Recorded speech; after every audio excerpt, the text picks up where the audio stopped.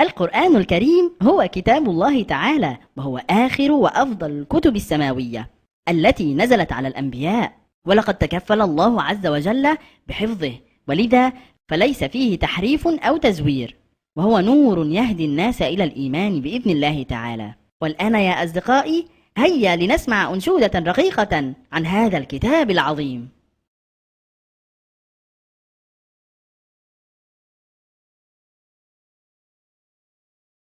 قرآني قرآني معجزة الرحمن، لما أقرأ فيه أشعر باطمئنان.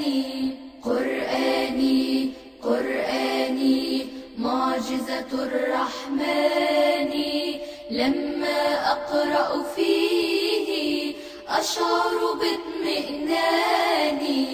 إن له لحلاوة وعليه لطلاوة، إن له لحلاوة وعليه لطلاوة، نتلو منه تلاوة فتحرك وجداني.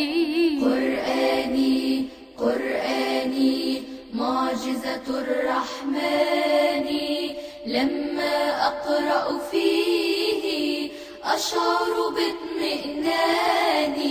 فهو لقلبي رحمة وهو لعقلي حكمة، فهو لقلبي رحمة وهو لعقلي حكمة، وهو لكل الأمة دستور رباني. قرآني قرآني معجزة الرحمن، لما أقرأ فيه أشعر باطمئنان.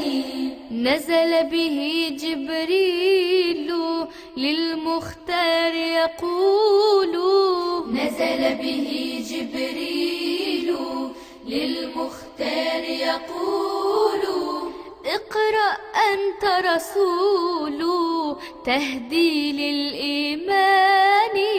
قرآني قرآني معجزة الرحمن، لما أقرأ فيه أشعر باطمئنان. فبدا خير الخلق ينشر دين الحق، فبدا خير الخلق ينشر دين الحق، باللين وبالرفق وبآي القرآن. قرآني قرآني معجزة الرحمن، لما أقرأ فيه أشعر باطمئنان. أقرأه بتدبر وخشوع وتفكر، أقرأه بتدبر وخشوع وتفكر، وأسبح وأكبر بفؤادي ولساني. قرآني قرآني معجزة الرحمن، لما أقرأ فيه أشعر باطمئنان.